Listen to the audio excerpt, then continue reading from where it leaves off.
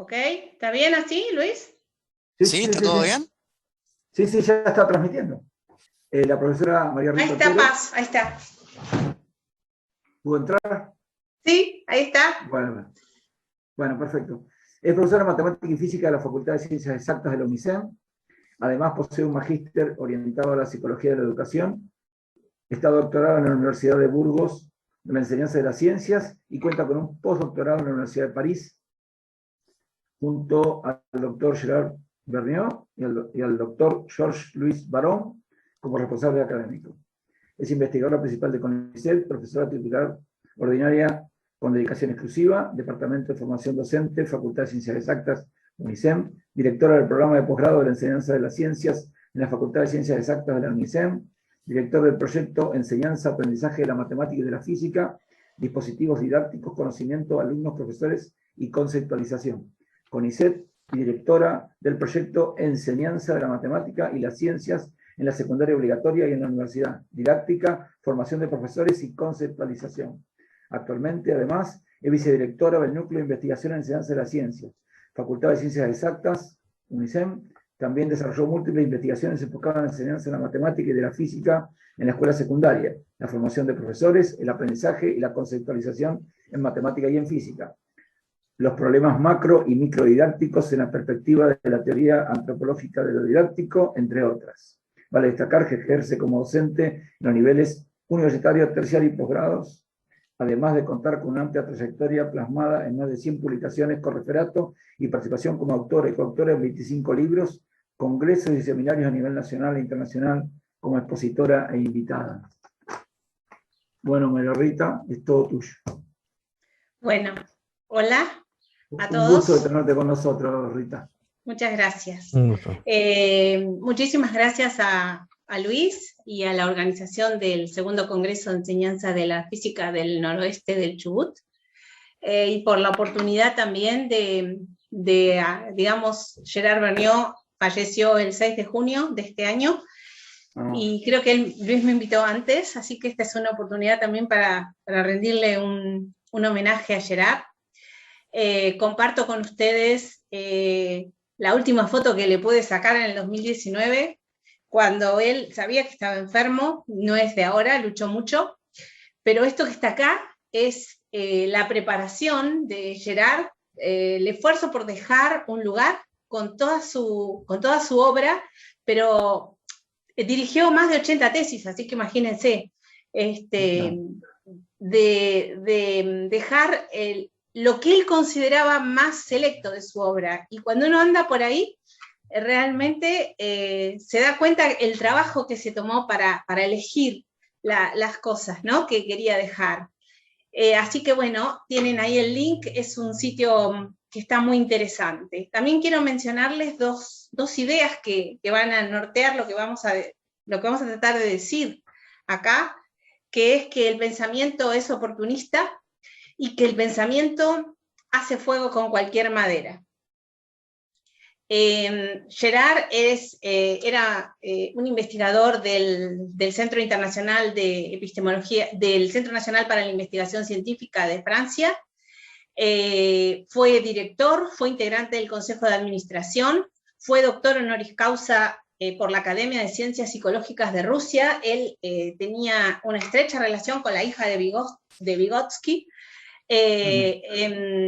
Además, nosotros tuvimos la suerte de poder rendirle un homenaje, digamos, dándole el doctorado honoris causa en nuestra universidad.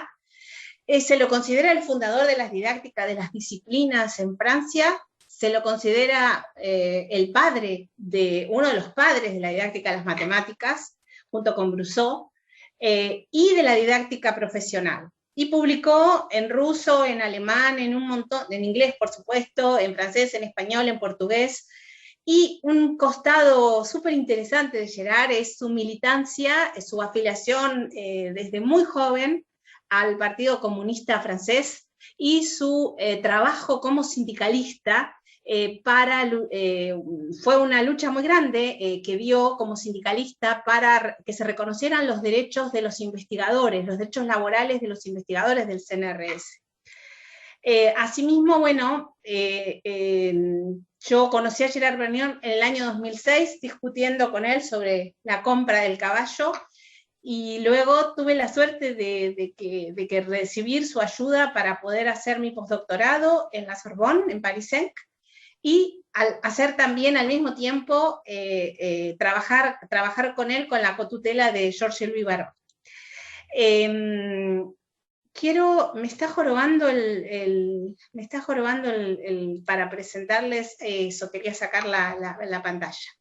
Bueno, a su vez quiero mencionar que yo estoy aquí en este Meet con mi colega Marcelo Arlego, con quien he desarrollado la mayor parte de mi trabajo en los últimos años, en los últimos 10, 12 años, en enseñanza de la física, en cosas jugadas para mí, por lo menos, como son la enseñanza de la relatividad especial y la enseñanza de cuestiones de cuántica en la escuela secundaria, así que él me está acompañando, y él es un físico que se interesa por cuestiones de educación, cosa que a veces suele pagar un poco caro. Así que muy agradecida de que nos acompañe y que Luis nos deje estar juntos en esto.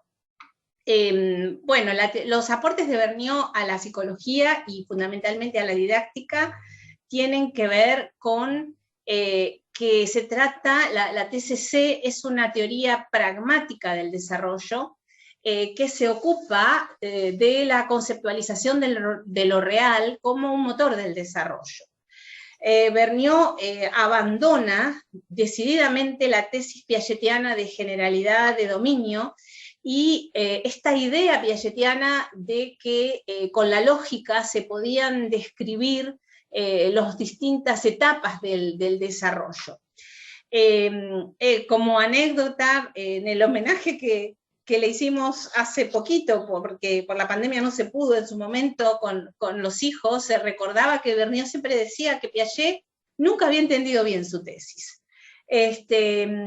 Así que Vergniaud era un conciliador y buscó siempre, se ocupó de buscar coincidencias entre las obras de Piaget y Vygotsky. Publicó un libro que está publicado por la editorial Hachette y traducido al portugués, pero la traducción esa no es muy buena, sobre justamente Vygotsky, se llama Vygotsky, pedagogo y pensador de nuestro tiempo. Él hace una sustitución de la dialéctica sujeto-objeto por la dialéctica esquema-situación. Y eso es un cambio importante en la concepción piagetiana.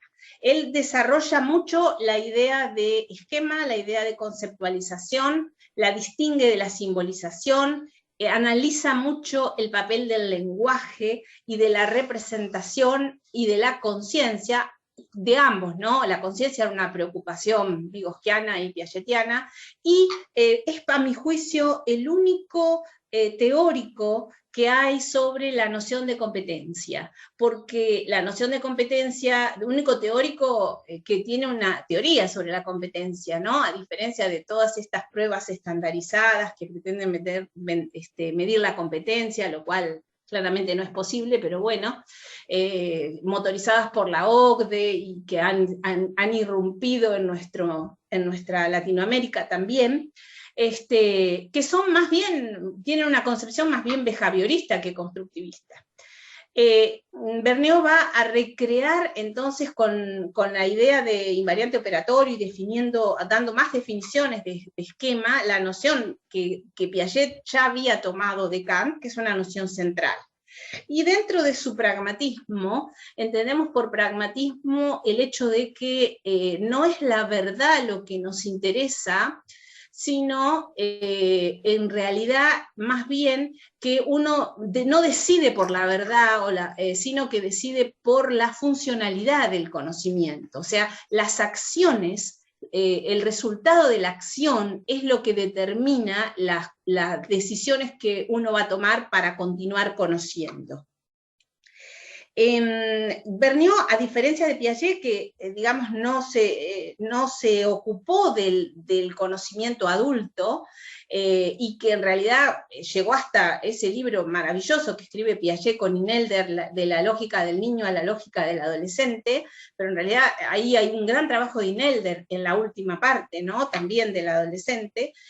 Vernet se ocupó mucho del aprendizaje también de los adultos, y sobre todo al proponer que el conocimiento es de dominio específico, él se ocupa del dominio de la escuela, el ámbito laboral le interesa mucho, y el ámbito profesional, y por eso también se lo considera uno de los padres de la didáctica de las profesiones, incluida la profesión docente.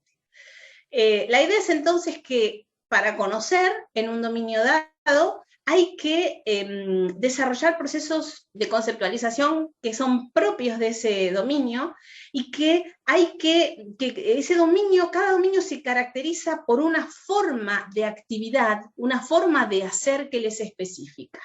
Con relación a decir, bueno, cómo se relacionan en la teoría de los campos conceptuales el desarrollo cognitivo y la didáctica, Vernet nos va a decir que, bueno, que el desarrollo cognitivo en un determinado dominio de conocimiento está estrictamente vinculado con la enseñanza de ese dominio.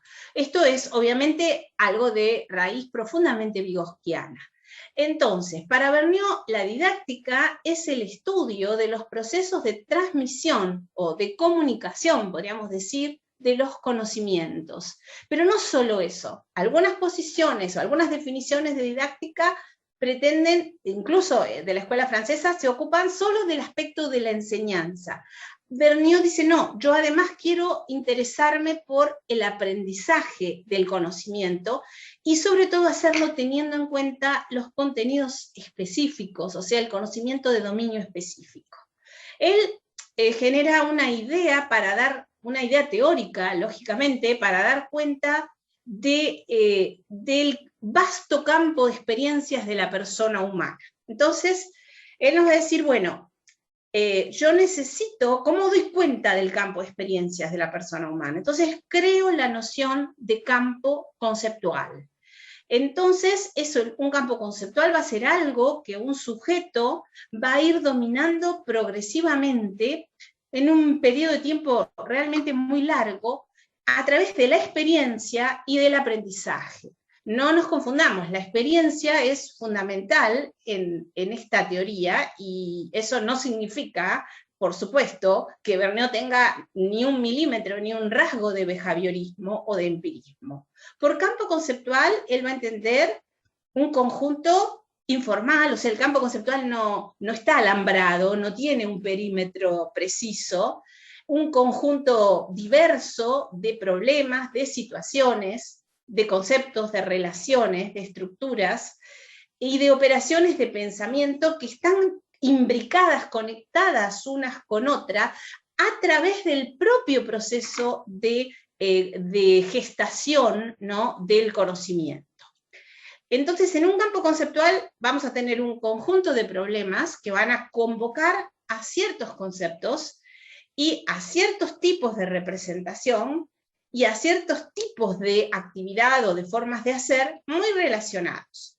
Un campo conceptual es entonces, por un lado, un conjunto de situaciones que va a convocar a dominar un conjunto de conceptos de distinto tipo, de distinta naturaleza. El campo conceptual es una unidad de análisis teórica que va a permitirle a Vernet dar sentido a todas las dificultades que aparecen en la conceptualización de lo real. Por ejemplo, él va a trabajar en el campo de las estructuras aditivas y multiplicativas. El dominio de un campo conceptual no es algo que pasa en algunos meses, ni siquiera en algunos años. Y cuando aparecen problemas nuevos o nociones nuevas en un campo conceptual, estas tienen que ser estudiadas reiteradamente para que se progrese en el dominio de este campo. Una cosa muy importante para la idea de didáctica es que para Vernet no sirve de nada que uno trate de evitar las dificultades conceptuales, sino que, al contrario, uno tiene que enfrentar las dificultades, encontrarse con ellas y tratar de superarlas, pero lógicamente esto no va a suceder de un solo golpe. Otra idea central de la TCC es la noción de situación, que que Girard toma en parte de Brousseau, que era un compañero, él estaba en el mismo equipo, en el CNRS al principio, pero él dice que la idea de Brousseau es una idea súper desarrollada y súper interesante, la teorización que hace sobre las situaciones, pero aquí él se va a quedar con la idea de que una situación es un task, una tarea, más bien un tipo de tarea, o sea, una clase de tarea, la tarea es tipológica. Y cualquier situación compleja va a poder considerarse como una amalgama de tareas, no como una serie de tareas, no como una compartimentalización de tareas, sino como una combinación de tareas que van a requerir analizar las dificultades de estas tareas y la naturaleza epistémica de estas tareas. Entonces, Vergniaud dice que nunca supo que fue casualidad que él terminara haciendo la tesis con Piaget y estudiando psicología, porque él fue a estudiar, él venía de una familia muy pobre, y él fue a París a estudiar arte. Él quería ser actor, pero por eso tal vez habla de una... y empezó en la escuela de mimos, ¿no? Sus estudios. Él habla de que la situación es para él como una puesta en escena interesante y rica. Y también considera que el primer acto de mediación que hace cualquier profesor es el de elegir, y por supuesto un didacta, con mucho más razón, es el de elegir el tipo de situaciones que le va a proponer a los estudiantes. Entonces, ¿por qué? Porque las situaciones uno debe identificar de qué clase son, a dónde nos van a llevar, qué conceptos van a convocar. Una noción, como les decía hoy, central, que es muy desarrollada y que es muy importante en la TCC, es la noción de esquema. Vergniaud da 4 definiciones de esquema que atienden como a distintos aspectos. Un esquema es, por un lado, una totalidad dinámica funcional, quiere decir que un esquema tiene que poder dar cuenta de los cambios, es fundamental eso, y al mismo tiempo, funcional aquí significa útil, tiene que ser útil, sirve siempre para algo bien determinado. Un esquema también, en el sentido de que tiene que tener una estabilidad, porque si no, no sería un esquema, es una organización que no varía o invariante de la conducta para una cierta tipo, una cierta clase de situaciones.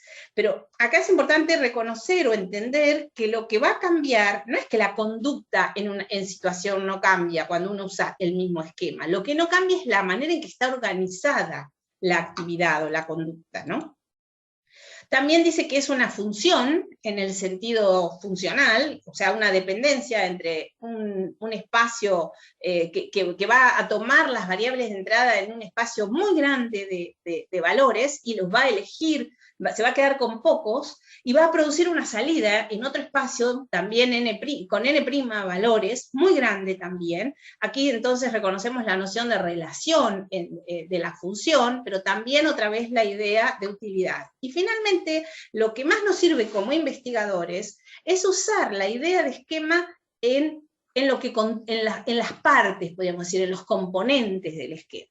Entonces, en el esquema tenemos, por un lado, metas y anticipaciones. Un esquema tiene metas y submetas. Aun cuando sean inconscientes, pero un esquema es para algo. Un esquema no es una cosa casual.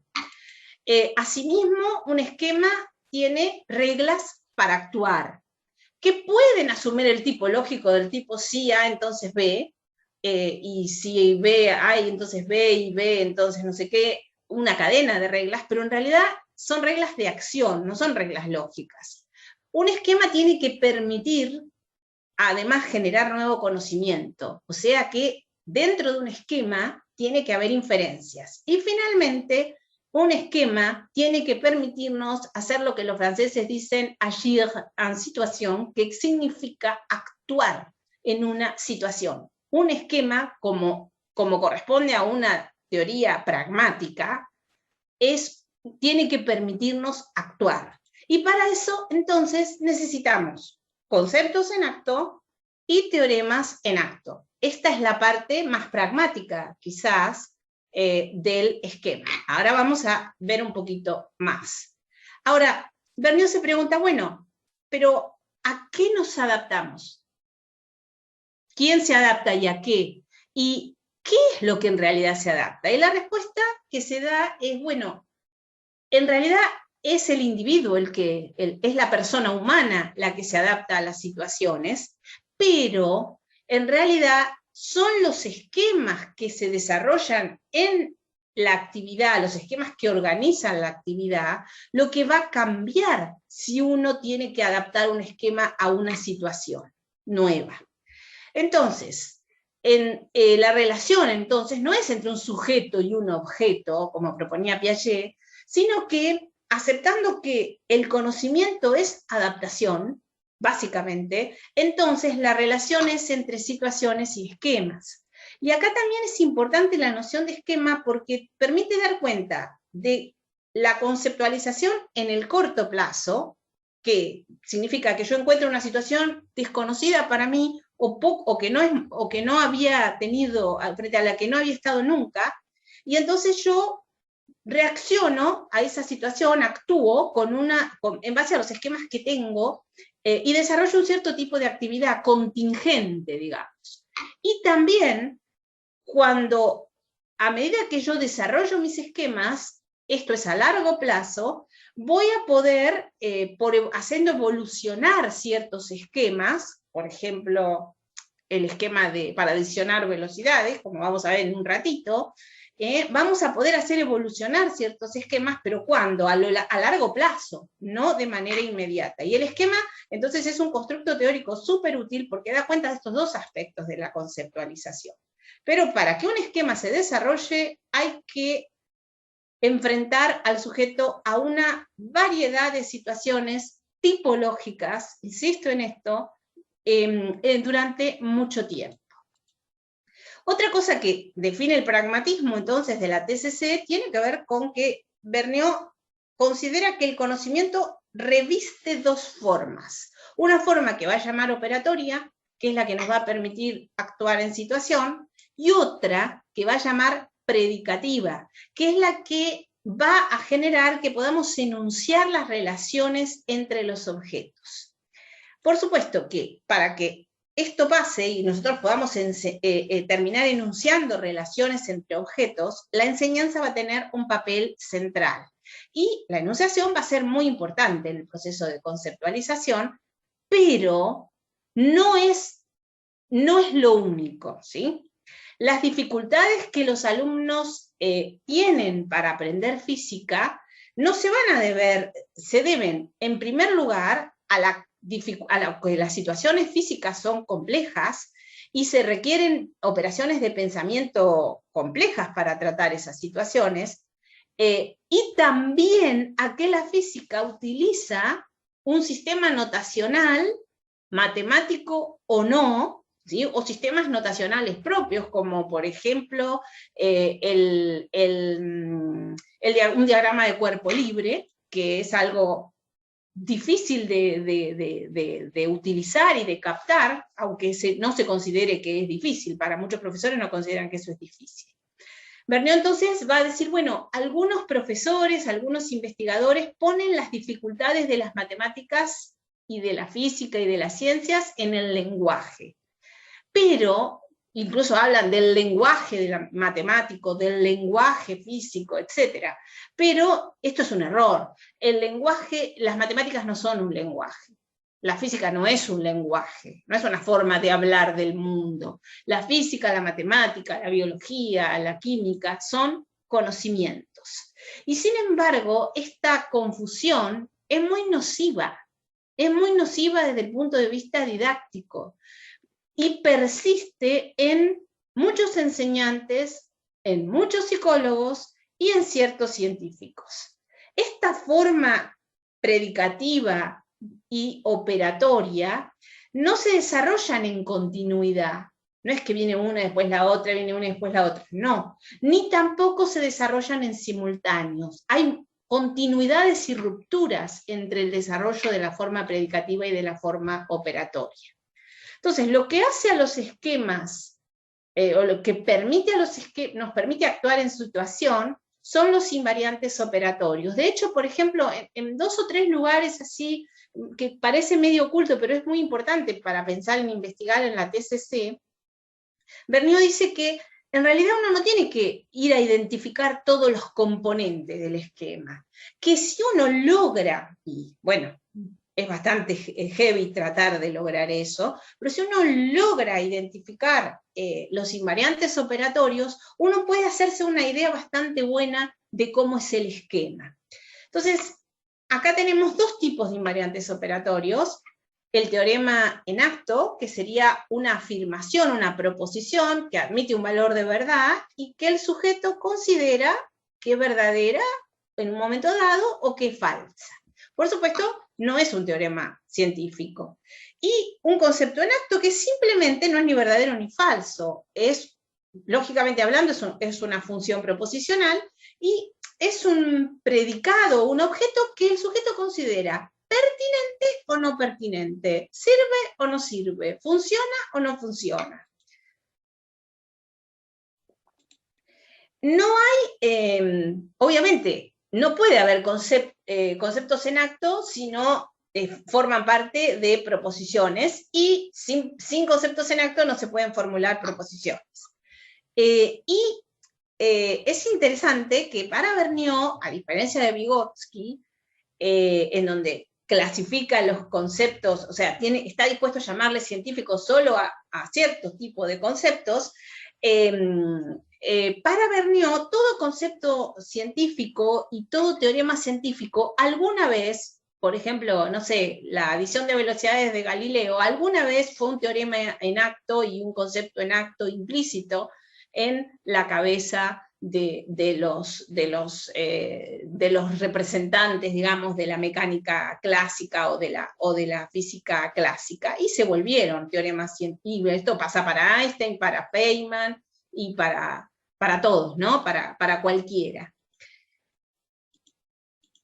Entonces, los invariantes operatorios tienen esta característica que está vinculada a la metáfora del iceberg, de la conceptualización. Por ejemplo, piensen ustedes en la noción de simultaneidad, ¿no? La noción de simultaneidad es algo que creo que en el mundo de bajas velocidades, los bebés, por ejemplo, a los 9, 10 meses ya tienen. Y lógicamente no vamos a decir que no tienen entonces el conocimiento en acto de la simultaneidad. Ahora, puede que pasado un tiempo uno tenga conciencia de la simultaneidad, de sucesos que considera en la vida cotidiana simultáneos, y no habla de ellos, no habla nunca de ellos. Puede que en algún momento pueda hablar de esos sucesos porque sea necesario decir que, no sé, que a la hora que vos estabas en París haciendo no sé qué, o otra persona estabas, no sé, por cenar, acá no habías pensado ni siquiera que ibas a hacer de comer, o por almorzar, ni siquiera habías pensado que ibas a hacer de almuerzo, ¿no? Con las 5 horas, digo. Y sin embargo esas cosas sucedían al mismo tiempo, podríamos decir, pero hay un temita ahí de uso horario y no sé qué. Bueno, eso podría ocurrir. Y luego podría ser que vos tuvieras una definición de simultaneidad o de no simultaneidad formal, como la que podés obtener para no simultaneidad, una ecuación, ¿no? En la relatividad, en la teoría especial de la relatividad. Entonces, bueno, observen que en este recorrido, en este viaje, los invariantes que usamos o que tenemos formalizados son realmente la punta del iceberg, son muy poquitos. Ahora, otro concepto también muy importante es el de actividad, que no es así, movimiento, ¿no? Rápido, no es eso. La actividad es una noción que muestra también la influencia de Vygotskiana en Vergniaud. La actividad se compone de gestos Y acá viene algo muy importante, que es que Bernio decía siempre, el pensamiento es un gesto. No sé, ¿cómo? ¿El pensamiento es un gesto? Sí. ¿Por qué? Porque uno no piensa con la mente, y la mente, ¿dónde está? No sé qué es. No, uno piensa a partir de la acción, uno empieza a pensar con el cuerpo. El pensamiento es un producto, en principio, del cuerpo, ¿no? O tiene que ver con esto, de la percepción, de la acción, de la experiencia. La actividad tiene que ver con la acción. La acción forma parte de la actividad. La acción, ya sea material o no. La selección de información que hace el sujeto es parte de la actividad, lo que va a considerar relevante en una situación dada, o lo que va directamente a desconsiderar.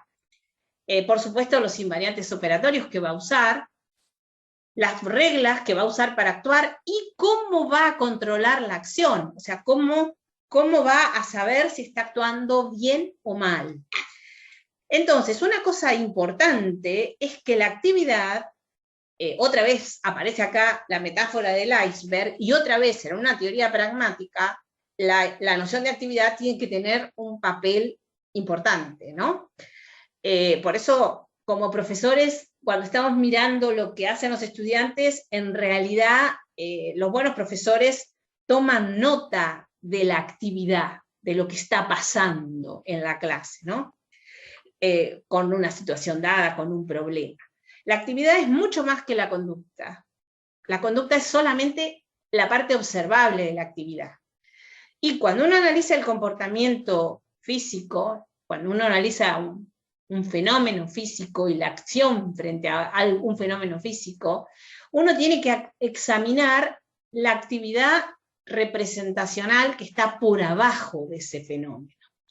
Y lo mismo pasa en matemáticas, ¿no? Y para eso, la noción teórica de esquema es una noción fundamental, porque ¿cómo va a mirar uno eso? Y bueno, uno va a mirar eso a través de los invariantes operatorios. Entonces, bueno, pegado a esto de que los invariantes operatorios son mayoritariamente, muchos de ellos inconscientes y muchos de ellos implícitos, y solo un pequeño porcentaje es explícito, acá entonces vemos que Vergniaud considera que la escuela, aquello que llamamos escuela vulgarmente, y bueno, también podemos llamar escuela en sentido griego a la universidad, y también ahí pasa esto, se subestima y se desvaloriza el conocimiento implícito de los estudiantes y se sobreestima el conocimiento explícito. Como decíamos, sin embargo, pregúntenle a, bueno, pobre, si uno le hubiera preguntado a un deportista experto, se me vino a la cabeza Maradona, ¿cómo hacía? Y bueno, habría mucho Maradona, si uno pudiera decir, mira, se hacía así y ganás el partido, ¿no? O pregúntenle a Nadal cómo hace un ace, o a Del Potro, por hablar de alguien de acá, de mi ciudad. O a cualquiera, o pregúntenle a la receta de mamá cómo hacía para que la receta de mamá nunca salga igual que como la que hacía mamá. Y bueno, y mamá no puede escribir un libro sobre cómo hacía sus recetas. No, es decir, no todo el conocimiento se puede poner en palabras.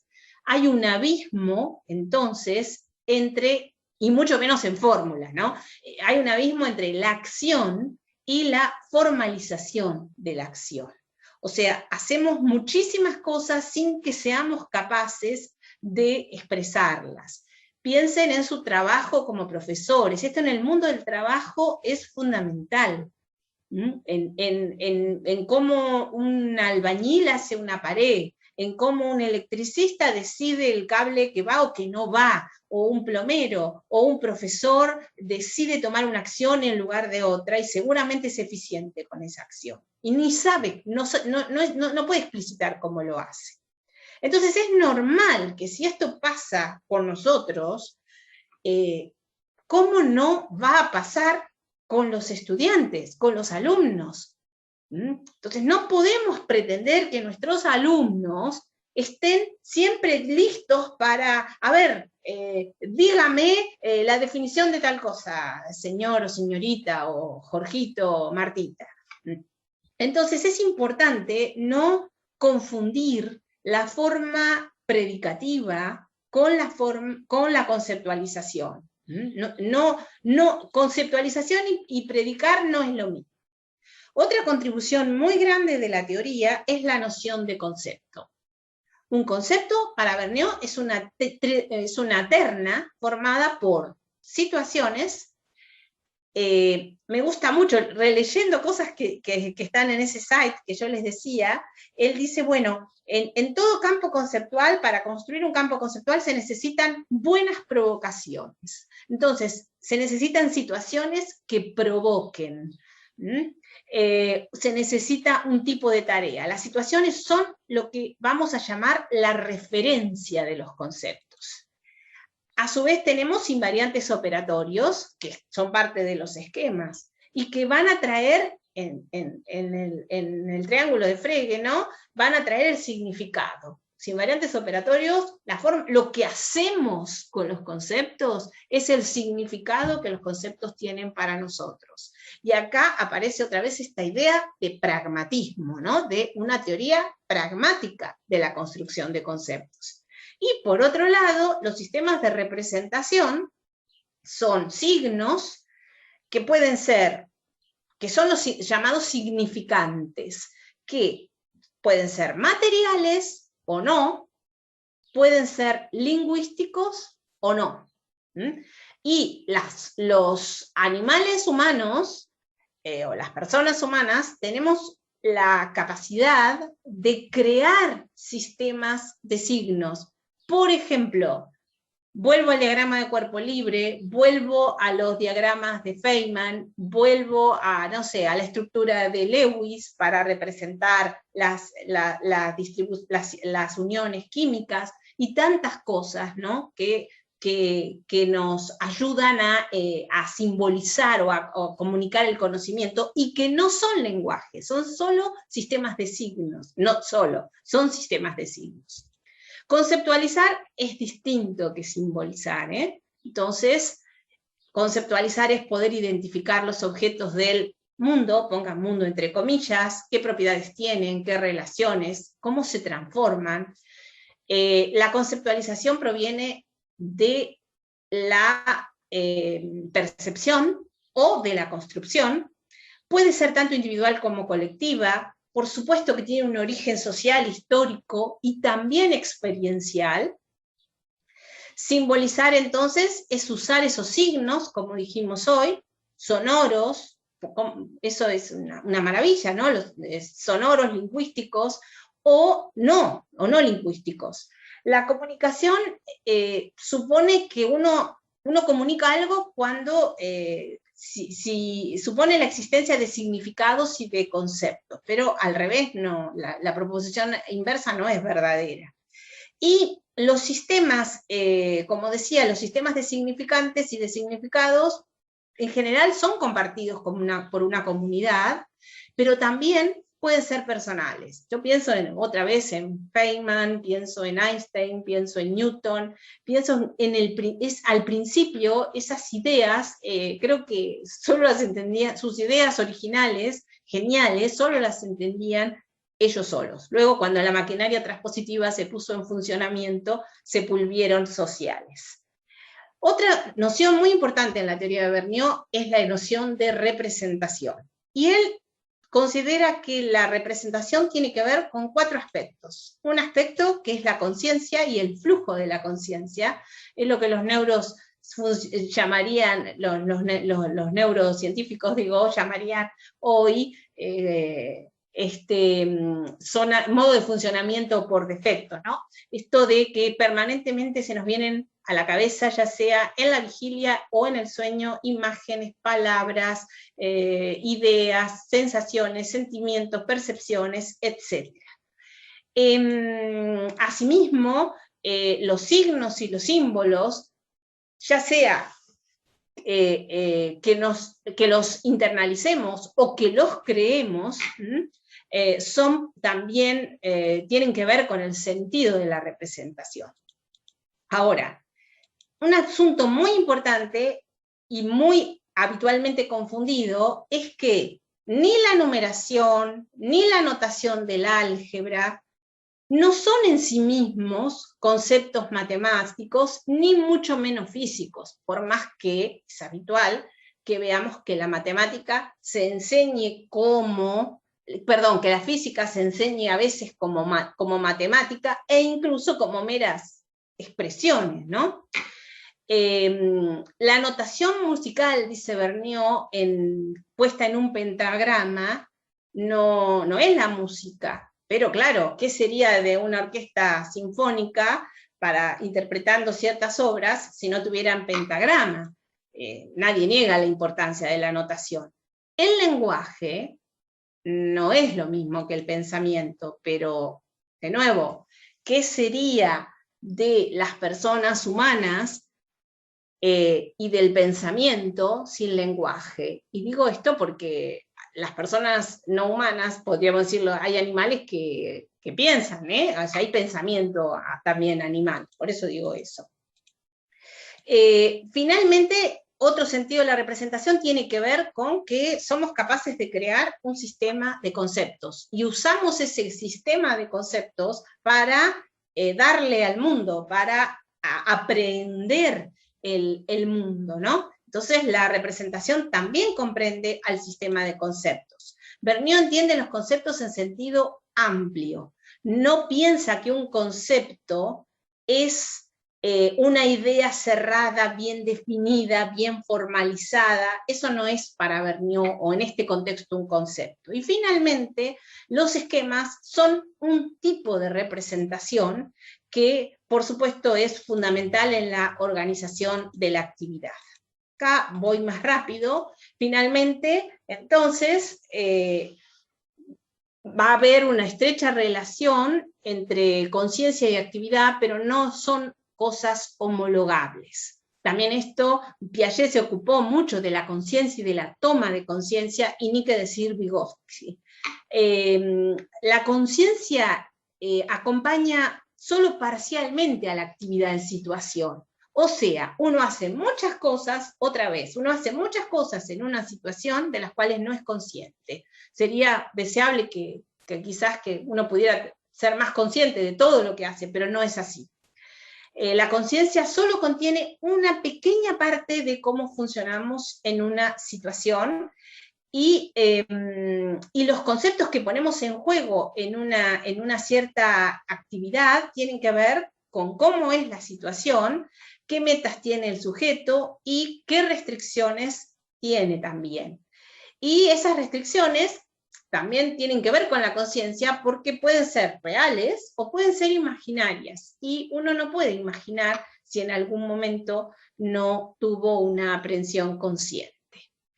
Bueno, yendo un poco más ahora sobre las cuestiones didácticas, nosotros con Marcelo nos interesamos por el campo conceptual de la TER y su enseñanza, y aquí hago referencia a un tipo de construcción fundamental en lo que va a ser la posición de didacta, o sea, la posición de alguien que se propone enseñar la TER, sobre todo en un ámbito donde no existe, donde no es enseñada, que es en la escuela secundaria. Entonces ahí es necesario, para esto, construir lo que voy a denominar una estructura conceptual de referencia.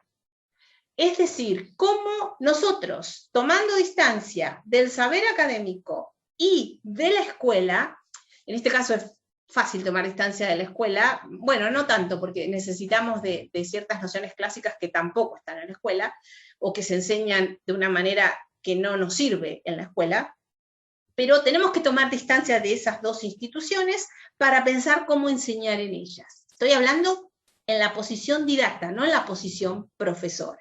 Entonces, nosotros construimos una estructura conceptual de referencia, construimos una estructura conceptual para enseñar, enseñamos una cierta estructura conceptual que obviamente no coinciden, y los estudiantes aprenden, con suerte, alguna cosa. A ese proceso es a lo que llamamos transposición didáctica. Entonces, nuestro proyecto de trabajo es un proyecto a largo plazo que se propone eso, enseñar la TER. Ya tiene 2 tesis adentro, más nuestros propios trabajos, y en realidad es un proyecto modesto, como van a ver ahora. Les quiero hablar entonces de cuál es nuestra estructura conceptual de referencia para enseñar la TER en la escuela secundaria. En primer lugar, nosotros queremos ir de la relatividad de Galileo a la relatividad de Einstein. Y obviamente vamos a tratar el principio de relatividad, que aquí en este ámbito va a tener un dominio restringido, y aquí se va a generalizar, no se va a restringir como aquí a los sistemas mecánicos, sino que se va a generalizar, por ejemplo, al electromagnetismo.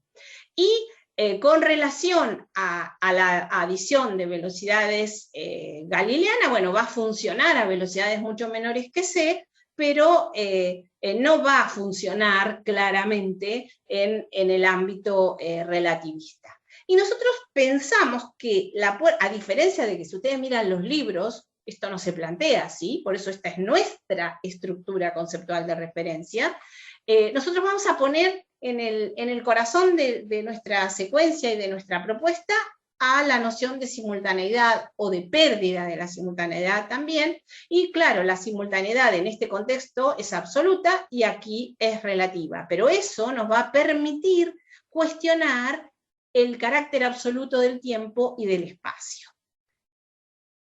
Nuestra secuencia, o sea, nuestra estructura conceptual efectivamente propuesta para enseñar, está publicada. Ustedes la pueden descargar de aquí, es un pequeño libro en donde están todas las situaciones, que son 10 o 11, dependiendo en qué versión, lo que nos proponemos con cada una de ellas, cómo podemos hacer para tratarlas a nivel escolar y demás. Pero, como les digo, cada vez que nos acercamos a la secuencia,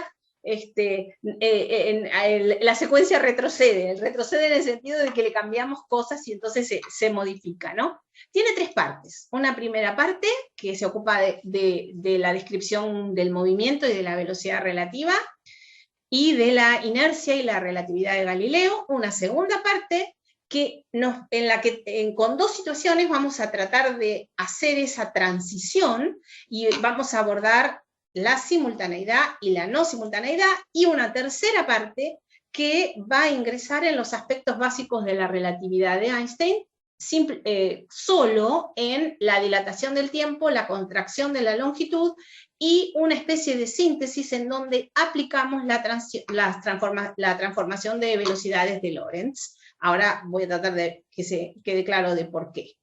Un punto central de la primera parte, que estamos cada vez más, que estamos cada vez modificando más, tiene que ver con la adición de velocidades clásica, con la adición de velocidades galileanas.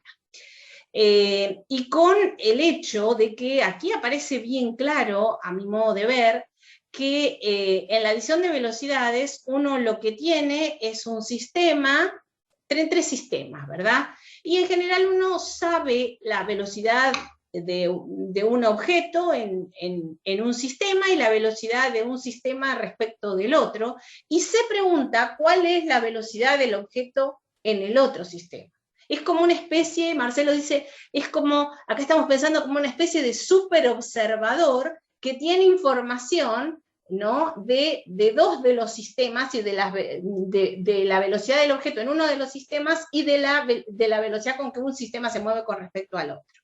Obviamente estas expresiones que siguen son equivalentes, pero fíjense lo esquiva que es la conceptualización, porque resulta que esta es la forma, la definición, podríamos decir, de la adición de velocidades, y esto es equivalente y esto es equivalente, pero cuando vamos a enseñar esto, nada de esto es entre sí equivalente. De hecho, nosotros vemos, por ejemplo, una de las cosas que más tenemos que enseñar con el ojo puesto en lo que viene después, en esta secuencia, es este problema, ¿no? Si nosotros estamos en B, en este móvil B, y decidimos lanzar unas bolas, dos bolas idénticas para la derecha y para la izquierda a la misma velocidad, ¿qué velocidad se mediría para cada bola en el sistema de referencia de la cámara o si ustedes quieren, en el sistema de referencia de la ruta? Fíjense que este caso tiene que ver con este caso, y nosotros necesitamos que nuestros estudiantes de la escuela secundaria, que tienen 15, 16 años, sean capaces, no de escribir esto, nosotros no queremos eso, nosotros necesitamos que ellos puedan hacer este tipo de cuentas, este tipo de razonamientos. Es que ellos se den cuenta que tienen que, a la velocidad de la bola que sale para la derecha, tienen que adicionarle, me olvidé el kilómetro por hora, adicionarle la velocidad con que se mueve, en este caso, con que se mueve B, con relación a la cámara o a la ruta, y que tienen que, si pusieron bien el signo de la velocidad de la bola de la izquierda, también tienen que aplicar la adición ahí, que les va a dar esto así, esta va a ser como una especie de máquina que va a funcionar. Ahora, ¿qué pasa si yo hago la pregunta, ¿qué velocidad se mide para la moto E? Las dos motos van para la izquierda, desde, si yo tomo como sistema de referencia a la moto D. Y ahí, que este es una de estas cosas se hacen habitualmente en la vida cotidiana, y fíjense que estamos acá, estamos en esta parte. Uno dice, bueno, pero es lo mismo. Sí, es lo mismo, pero no es lo mismo. Es lo mismo, pero no es lo mismo. Entonces, imagínense el lío que se arma cuando, ni siquiera en la secundaria, en una clase de la universidad, nosotros tiramos esto. En realidad nadie tira esto, es esto. En realidad se trata mucho este caso y poco este, y en realidad se reflexiona poco sobre esta especie de superobservador y obtener la velocidad en un sistema, porque uno sabe la velocidad que se mide en otro sistema y la relación entre la velocidad de un sistema respecto del otro, ¿no? Entonces, bueno, ¿cómo juega esto entonces con la construcción de un concepto? Un concepto no se va a aprender de manera aislada. A mí no me sirve un solo caso. Yo tengo que tratar todas las situaciones en las que aparece esa adición. Tampoco puedo tratar esto de manera trivial, ni reducirlo a la definición. Y el significado que para mí tenga la adición de velocidades, que les repito, en la escuela secundaria esto no tiene ningún significado, porque directamente cuando se enseña cinemática, ni siquiera, con suerte, se habla de observadores y del sistema de referencia, no se habla de esto, no se trata de esto, no se estudia esto. El significado, les recuerdo que va a depender del uso que yo haga de un concepto en diferentes situaciones y problemas. Si yo pongo la fórmula y digo, ahora aplicala a todos estos casos, es eso exactamente lo contrario. Entonces, el desarrollo de conceptos depende de las situaciones que le pongamos al sujeto, y si yo quiero desarrollar conceptos complejos, y váyase la adición de velocidades clásica lo es, entonces necesito poner a los estudiantes en situaciones complejas. Si yo pongo situaciones, discúlpenme la expresión, pavas, lo único que voy a enseñar son pavadas. Entonces, para enseñar conceptos complejos necesito situaciones complejas. La segunda parte de nuestra secuencia, entonces, después de haber tratado la cuestión de la adición de velocidades con una serie de situaciones, fíjense que estamos en la situación 6, tenemos 5 situaciones antes, es bastante simple, o no. Y digamos que plantea que hay una persona sentada en la mitad de un vagón, de un tren, y hay una persona que está en el andén de la estación.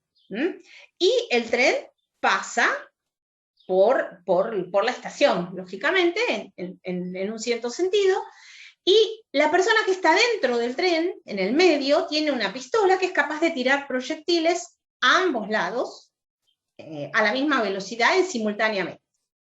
Y obviamente esos proyectiles se espera que van a chocar con las paredes. Entonces lo que nosotros le preguntamos a los muchachos, como dicen en Colombia, a los pelados, es que sin hacer cálculos nos digan si van a llegar o no al mismo tiempo las bolas estas, o las balas, mejor las bolas que balas, a cada pared del vagón, y que luego, que esto lo anticipen, y nos llevamos la anticipación, y que luego completen la tabla para cada observador, como ustedes ven acá, y que calculen el punto de encuentro, posición y tiempo.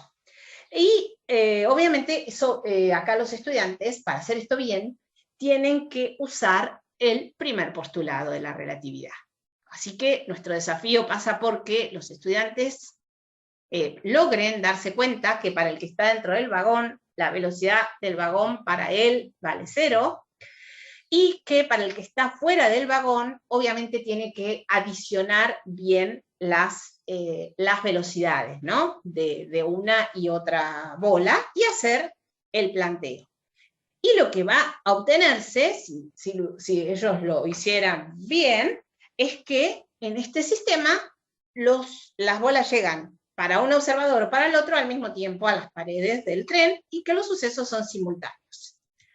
Ahora bien, ¿cómo nos va a nosotros con esto cuando enfrentamos a los muchachos a estas situaciones?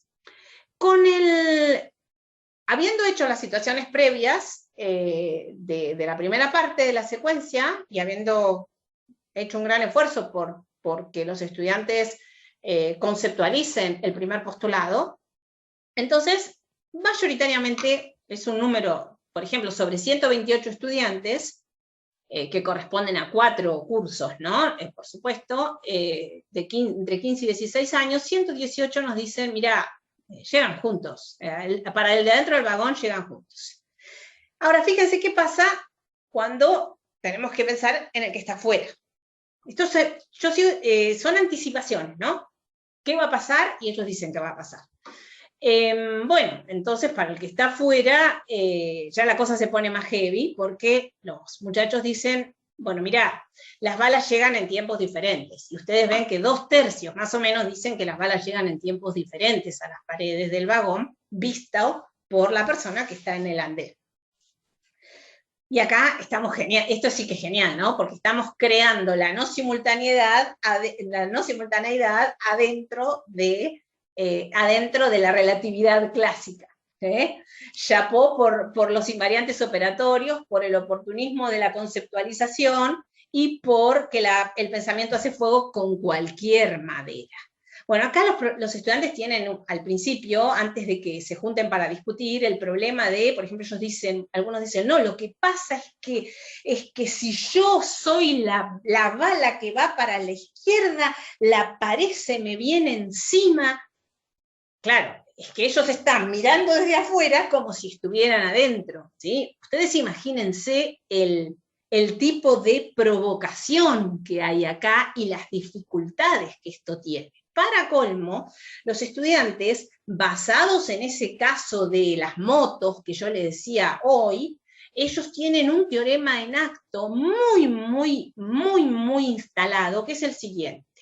Ellos dicen, a favor se resta, en contra se suma. ¿Sí? O sea, si las motos van a favor, las velocidades se restan. Pero ojo, ahí están los datos cuando hacemos ese tipo de cuentas, en general tenemos datos de los dos objetos, esos que están moviéndose en el mismo sistema de referencia, que es, por ejemplo, el de la calle, el de la ruta, etc. Acá no estamos en ese caso. Cuando, digamos, después de que los estudiantes, porque tenemos 43 que le dicen a los muchachos, no es así como ustedes dicen, llegan juntas a las paredes. Estos 43 son unos que desarrollan una suerte de teoría de la compensación, de cómo se compensan las velocidades, y que en el fondo en acto o no, pero adicionan bien. Entonces, después de discutir grupalmente, unos convencen a los otros, y entonces pues, nuestros protocolos dicen que tenemos 110 muchachos que ahora dicen, no te preocupes, ya entendimos, las balas en el tren y las balas para el del andén llegan juntas. Y solo 18 quedan renuentes y siguen en sus treces de que las balas llegan en tiempos diferentes. ¿Qué pasa cuando ellos tienen que completar esa tabla? Esa tabla es, el completamiento de la tabla es muy importante, ¿no? Tenemos, cuando completan la tabla para el de adentro, mayoritario, lo hacen bien. Y cuando la completan pensando en el sistema de referencia del andén, ahí vemos cómo se produce ese decalage, podríamos decir, esa progresividad de la conceptualización. Tenemos chicos que dicen, mirá, la velocidad de la bala que va para la izquierda es mayor, entonces llega antes. Luego tenemos los que dicen, yo pienso que a favor, o en el mismo sentido, se resta, y en sentido contrario se suma, y listo, y eso es lo que yo hago, y por supuesto, lo que hacen está mal.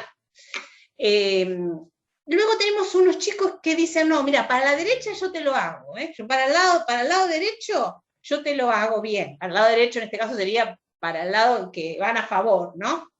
O sea, el lado en que la bala persigue a la pared.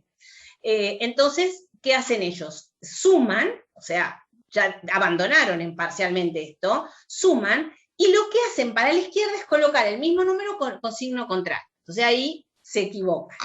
Y luego tenemos estos que hacen la cuenta bien, pero no pueden adicionar con el signo, entonces ellos deciden el signo a posteriori, ¿sí? Si es para la derecha le ponen más, hacen la cuenta bien para la izquierda y le ponen menos después.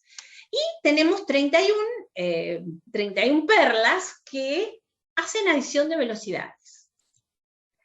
Esto se ve en las tablas, y curiosamente, porque ustedes dirán, ¿y cómo saben que hacen una cosa y que hacen otra? Y bueno, lo sabemos porque pasó algo increíble, y es que las balas que los chicos, las balas que tiraban los chicos, eran balas lentas respecto del tren. Entonces, digamos que nos dábamos cuenta que le cambiaban el signo y que no estaban usando adición, porque si no les hubiera dado positivo acá, y ellos le cambiaban el signo. Es decir, ellos hacían bien la cuenta, pero consideraban que lo de la izquierda tenían que ponerle signo menos. Mientras los otros, como ustedes pueden ver, tenían siempre, aunque el tren se llevaba puestas las balas, ¿no? Aunque la bala hubiera salido para la izquierda, por este hecho de que ponían velocidades muy bajas. Bueno, nosotros comparamos un poco qué relación había entre los que habían dicho primero que iban a llegar a distinto tiempo y cómo cambiaban, ¿no? Después. Y lo que vemos es que, por ejemplo, entre los 110 que habían dicho que las balas iban a llegar en tiempos diferentes, el 84% después dijo que iban a llegar juntas, y que entre los 18 que hicieron la predicción correcta, hubo una gran mayoría, muy amplia, que lo mantuvo, ¿no?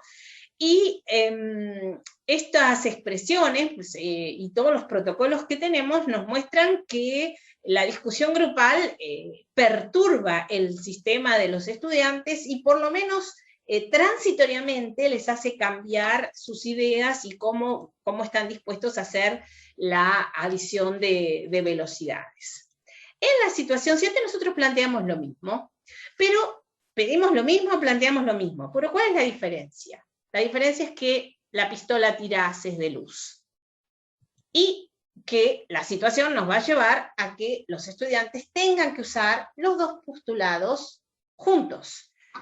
Y obviamente, acá otra vez el completamiento de la tabla es clave, primer postulado, y luego, por supuesto, la transformación de Lorentz para la luz hace que C y C' sean iguales. Entonces, la expresión resulta bastante más sencilla que antes, y lo que los chicos tendrían que obtener es esto, que cualitativamente ya nos permitiría decir que el haz que va para la izquierda llega antes que el haz que va para la derecha cuando yo lo miro desde el andén, y por lo tanto que la simultaneidad se pierde.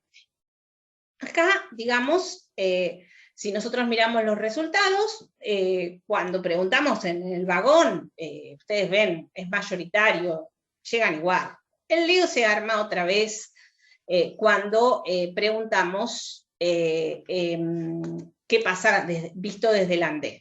Y acá tenemos otra vez como, digamos, habíamos, digamos, convencido a la gente de que las balas llegaban juntas, parece ser que responden, bueno, mayoritariamente responden, los haces llegan juntos, que no es lo que pretendemos. Estas son, otra vez, las vicisitudes de la conceptualización. Y nos van a decir entonces que llegan en tiempos diferentes una cantidad que esperábamos, que queríamos que fuera mayor. Ahora, ¿qué pasa después de la discusión? Después de la discusión, ustedes dirán, pero ¿y qué saben los estudiantes? ¿Cómo introducen el segundo postulado? No, los estudiantes saben de afuera de la escuela que la velocidad de la luz es C, saben el valor, saben que es una velocidad que no, ellos dicen que no cambia, que tiene ese valor fijo, y que medida como sea, da ese valor, y bueno, entonces estos van otra vez a meter ruido acá para que aparezcan este tipo de invariantes o de teoremas, ¿no? Llega primero el rayo que va para la izquierda, pero los muchachos agregan, pero la diferencia es muy chiquita, como diciendo, compro o no compro, no me convenciste. Y otros que dicen que sí, pero que aluden problemas de medida, ¿no? Así que bueno, los invariantes, los estudiantes cambian otra vez a la no simultaneidad, influenciados por los que no estaban de acuerdo con la predicción inicial, y los que tienen claro que un teorema en acto que dice a C no se le suma ni se le resta nada. A C no se le suma ni se le resta nada. Ese es el teorema en acto y es mayoritario después de la discusión grupal. Y bueno, lo que nosotros obtenemos es que acá, como la cuenta es más fácil, y el problema de encuentro los estudiantes lo tienen que hacer con el profesor, no lo pueden hacer solos, porque tampoco están acostumbrados en lo que aprenden de cinemática en la escuela a resolver ningún problema de encuentro. Entonces, aquí sí resolvieron el problema de encuentro, eso nos sorprendió con bastante facilidad, o con mayor facilidad, y lo resolvieron así. Obviamente ellos quieren ver los números, los chicos son muy numéricos, y nosotros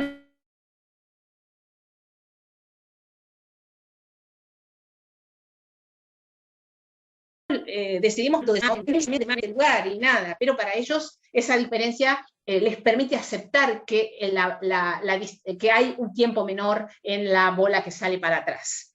Y aquí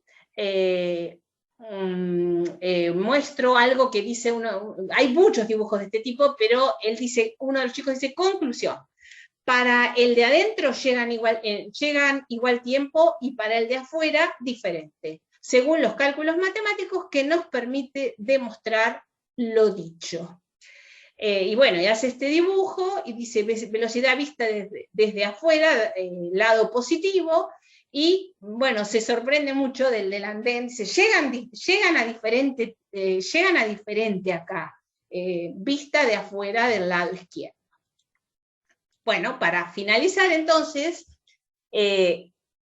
pensamos nosotros, por el momento, que estas conclusiones nuestras conclusiones siempre son provisorias, ¿no? No es que estas son provisorias, siempre nuestras conclusiones son provisorias.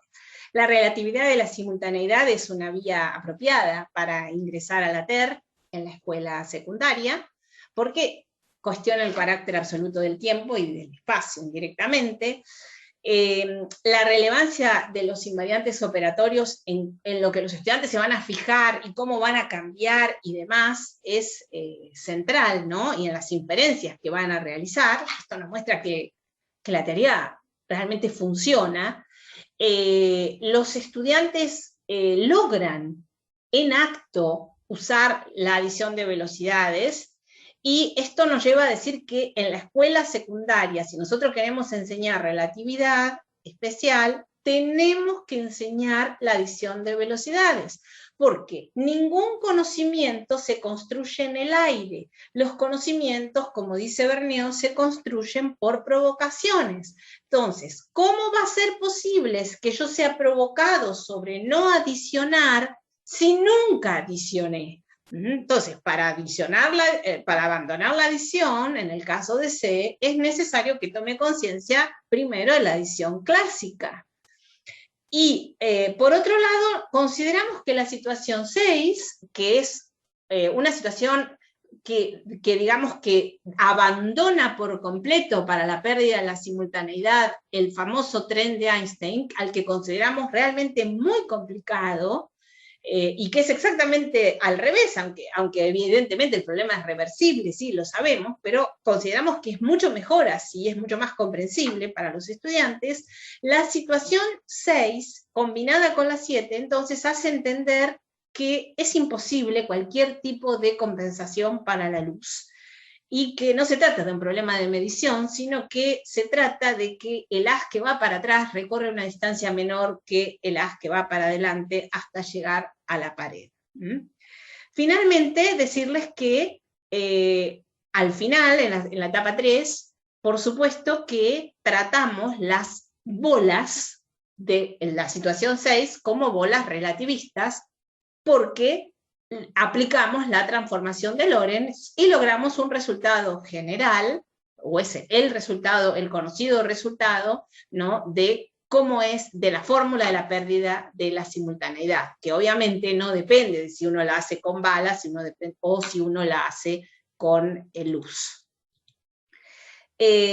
Entonces, me permito otra vez recordar que estamos hablando de la metáfora del iceberg cuando hablamos de conceptualización, que lo que vemos es un pequeño pedazo de lo inmenso que hay por debajo, que no vemos, y también quiero terminar homenajeando otra vez a Gerard. Esta es la imagen que pusieron los hijos en ese homenaje en el que participamos junto con su esposa, y que este señor era un señor generoso, muy entusiasta, muy riguroso en su escritura, en su trabajo, muy afectuoso, que era alguien, Roboratif significa que era alguien que siempre, nunca te tiraba para atrás, siempre te impulsaba, siempre estaba tratando de promover a los demás. Era una persona muy determinada, muy decidida, y bueno, aquí está Gerard entonces, dice los hijos, y todos nosotros nos quedamos disfrutando, paladeando tus esquemas, alimentados por tus campos conceptuales, hambrientos de invariantes, unidos en lo común.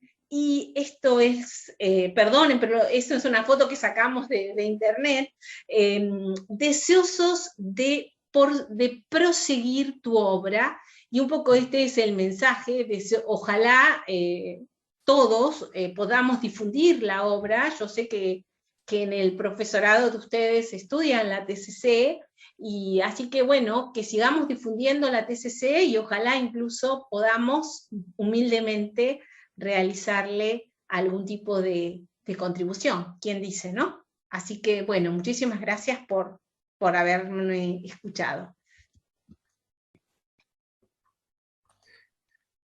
No, bueno, por favor, primero los agradecidos somos nosotros. Sí, sí. Sobre todo por la generosidad de venir a compartir con nosotros lo que ustedes saben y en lo que ustedes trabajan, digamos.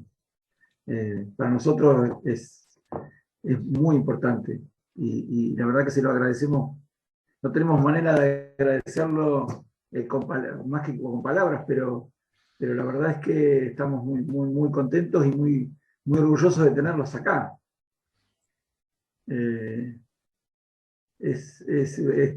Para nosotros es un gran logro, digamos, haber tenido la oportunidad de compartir, aunque sea un rato, y de escucharlos. Y me permito decirte, Rita, que estoy trabajando esa secuencia que vos me la mandaste. Yo tengo la versión de 2016, si no me equivoco, y es muy interesante lo que pasa con los estudiantes. Cuando lo plantea, yo lo trabajo en tercer año, y coincido totalmente con vos que la mayoría de los libros que tratan cinemática hablan del concepto de movimiento como movimiento relativo, pero no hay un solo problema que plantee sistema de referencia para trabajar antes de llegar a la relatividad de Einstein. No hay nada, lamentablemente. O sea, hay muy poquitito, digamos. Entonces, yo este año me tomé el trabajo de buscar y de tratar de inventar algunos problemas para empezar a trabajar con este tema de la visión de velocidades y de los sistemas de referencia antes de entrar en relatividad especial, porque era un paso que, si no, era un vacío, digamos, trabajar como vienen los problemas y como viene la teoría en la mayoría de los libros, y pasar a la relatividad de un salto al vacío.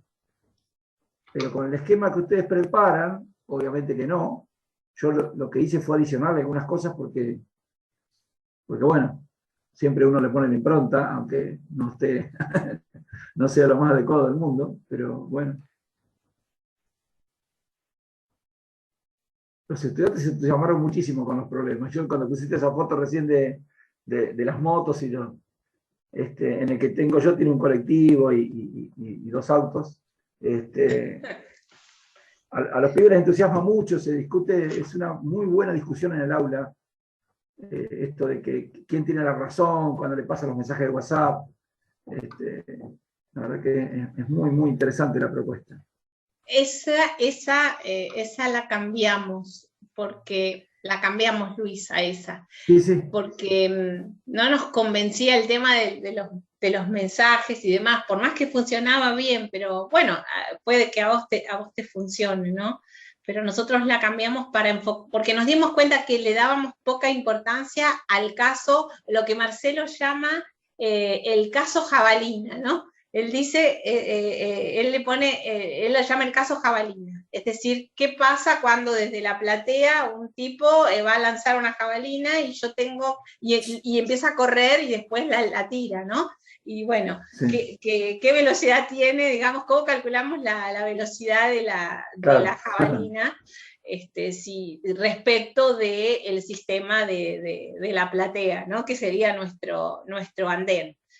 Claro. Eso es, para nosotros eso es lo que en realidad necesitamos para que los chicos hagan bien lo del tren. No sé, me alegra un montón que la estés utilizando. Sin embargo, tenemos muy incompleta. Creo que la próxima tesis vamos a poder mejorar la parte de la dilatación del tiempo y la contracción de la longitud. ¿No? Porque ahí claro. Con los chicos chiquitos no siento yo que nos vaya bien. Y también, bueno, vos tenés mucha preparación en física y también eso depende también mucho del profe, ¿no? Digamos, en qué medida a él le sirven al profesor, digo, las situaciones. Eso también es muy relevante, pero es grato porque últimamente nos está pasando que todos los días recibimos algún mail de alguien que quiere descargar la secuencia del repositorio del CONICET y no lo deja. Y yo digo, pero ¿cómo? Si nosotros hicimos todo para que sea de libre uso y no lo deja, y no lo deja, y no lo deja. Bueno, nada. Pero eso nos permite darnos cuenta que a la gente evidentemente, no sé, en los profesorados o no sé dónde, después de la pandemia se incrementó el deseo por por estudiar relatividad o pensar cómo enseñar relatividad en la escuela secundaria, me parece. ¿Han trabajado con, perdón, Luis, discúlpame. Sí, sí. No. ¿Han trabajado así? O sea, ¿han obtenido muestras de distintas zonas del país o en algunos otros profesorados? O sea, pues yo estaba viendo ahí las secuencias que ustedes, los datos que ustedes están subiendo, perdón. Esos son de estudiantes de secundaria, ¿verdad? Los datos que aparecen ahí. ¿Han podido intercambiar con otros docentes en otras partes del país resultados o cómo Nosotros tenemos 6 implementaciones. 2 implementaciones son de Argentina, en Berisso, Ensenada. Ajá. Pero son, como nosotros decimos, que son muy exploratorias. Nos sirvieron sobre todo para testear las situaciones. Y las otras 4 son colombianas. Ajá. Se realizaron en escuelas públicas muy desfavorecidas de la ciudad de Medellín. Y esa es nuestra base empírica por el momento, que la última tesis se defendió en el 2020. Y ahí, bueno, nos paramos, porque esos docentes dicen que las quieren nuestra secuencia para sacar ideas, pero nosotros no tenemos feedback de cómo les va o de lo que hacen. Así que, bueno, tal vez podríamos tratar de hacer algo con Belioli para que nos diga, en serio, no estoy jorobando, en serio. No, ya sé, Rita. Para que nos dé datos. No sé, Marcelo, vos qué pensás.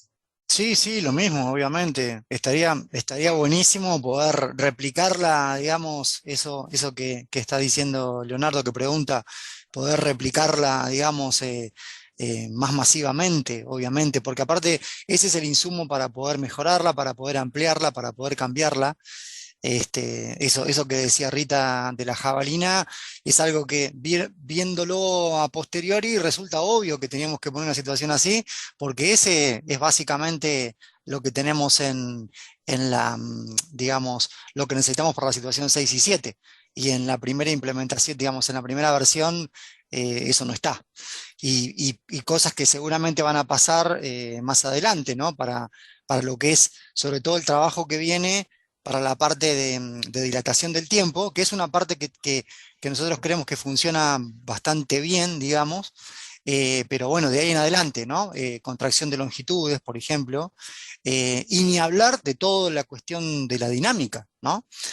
Con Rita el otro día hablábamos que tal vez la fórmula más famosa de Einstein, digamos, que es la que está en todas las remeras y está en toda la publicidad y que todo el mundo E igual a mc cuadrado, es al mismo tiempo tal vez la más difícil, no digo la más difícil, porque bueno, probablemente haya cosas más complicadas, pero es difícil de llegar, por así decir. Eso en nuestra secuencia todavía está lejos, digamos, hay que construirlo. Claro, pero digamos, como que ya hay un atisbo de dirección de cómo va a seguir la secuencia. O sea, proyecto de dirección de ese trabajo, sí. Sí, en realidad es todo un desafío la parte de la parte de la dinámica, ¿no? Claro. Es un desafío. O sea, cómo llegar a esas relaciones, o sea, sin pasar, cómo hay que hacer esas transformaciones, toda esa transposición, eso para nosotros no resulta trivial y en general no nos gustan las cosas que vemos o cómo está. Pero bueno, no por ponerse en un lugar, o sea, que no nos guste, significa que no encontramos una forma. Pasó lo mismo para esta secuencia, ¿no? O sea, tratar de buscar una forma que por ahí se aleje un poco, tratar de poner esto que hacemos de poner tanto hincapié, porque alguien ve la secuencia y dice, pero esta secuencia es más física clásica, digamos, galileana, que en relatividad. Y bueno, pero nosotros creemos que eso es fundamental. O sea, un poco lo que decía Rita, ¿no? No se puede ser consciente o valorizar la pérdida de simultaneidad si no se tiene claro que la simultaneidad es algo con lo que convivimos, pero que no somos conscientes. Entonces, carece de sentido, ¿no? No llega. Por eso es tanto trabajo previo y con adición de velocidades, con algo que Rita no dijo, que por ahí por falta de tiempo, pero hay un trabajo muy grande también con respecto a la relatividad, ¿no? La relatividad ya viene heredada de Galileo, pero no es algo cotidiano, no es algo cotidiano. O sea, nosotros en el mundo cotidiano somos absolutos. O sea, yo estoy parado y los autos se están moviendo. ¿Y a quién le convence de que el auto en realidad tal vez esté en reposo y yo me estoy moviendo? O sea, es una cosa muy, muy difícil de trabajar, digamos, ¿no? La idea de que el movimiento es absoluto. O sea, el problema es muy previo a la relatividad. Y el error que hay en general con las secuencias que intentan acercarse a la relatividad es que arrancan de ese lugar. Y es un lugar demasiado alto, por así decir. No sé, eso es lo que me parece. O, por ejemplo, hay trabajos internacionales excelentes, el trabajo de Sher, pero tenés motos relativistas, unos móviles que pasan por unos volcanes que están por explotar, personas que se sacan fotos en los extremos de un puente. Sí, pero y ahí ya partís con un problema Marcelo le gusta decir, no es limpio, ¿no? Es físico, Luis, entonces la simplicidad es una virtud para él. Entonces dice, claro, a esto me gusta, Rita, porque esto es limpio, dice, ¿no? Bueno. Claro, pero limpio en el sentido... Limpio, no, claro, pero no son tus frases. No, pero limpio, no limpio en un sentido purista de la palabra, ¿no? Limpio en el sentido que tampoco haya cosas distractivas, ¿no? Ir al centro, eso es lo que a veces, que pasa muchas veces, ¿no? Cuánto producto educativo hay que en realidad está lleno de distractores por todos lados, que en realidad probablemente el que lo hizo pensó que era algo que aportaba, y en realidad lo que nosotros creemos es que eso terminan quitando, ¿no? Y que muy por el contrario, tal vez a lo que hay que centralizar, tal vez eso está lavado. Entonces yo con eso me refiero a limpio, ¿no? Limpio en el sentido de ir realmente al centro del concepto y focalizarse ahí. Y plantear lo que dice Rita, que yo acuerdo totalmente, con la cuestión esta del conflicto. Tiene que haber algo que sea disruptivo, o sea, poner en una situación que sea realmente un quiebre. Y es eso, sí. Si eso no se hace, no, es muy difícil. Me parece que bueno, que no se llega. Claro, seguro. Le damos la bienvenida que recién se incorporó y está muteada ahí. Así nos puede saludar. Paz. Ahí está. Paz. Ahí está. Paz. La que eliminamos. Así bueno, pudo ingresar Paz, por suerte, gracias. Gracias también por estar acá. Con respecto a los trabajos que se están llevando a cabo, ¿qué tanto ida y vuelta han tenido no solamente con la parte de Colombia, sino con quizás con otros centros que están aplicando la TCC en otros desde otros enfoques? O en otros temas aplicados. ¿Tienen algún tipo de contacto? ¿Comparten algunos tipos de resultados? ¿Se sirven de ellos como insumo para poder trabajar sobre la secuencia que están planteando? Bueno, nosotros trabajábamos, nuestro insumo era Vergniaud. Claro. O sea, el que miraba nuestros datos con mucho interés, porque la TCC se ha usado en física, pero fundamentalmente, y la TCC se ha usado en montones de cosas, como yo te decía, en lo que se llama la aproximación instrumental en didáctica profesional. Si vos querés formar un enfermero, vos querés formar un piloto de avión, y Vergniaud tiene tesis donde iba el dirigido, el que hacía la tesis, iba en el avión viendo cómo era la actividad de aterrizaje y de decolaje del avión, ¿no? A mí eso me sorprendió mucho con médicos, o sea, la teoría de Vergniaud se ha utilizado mucho en esos ámbitos.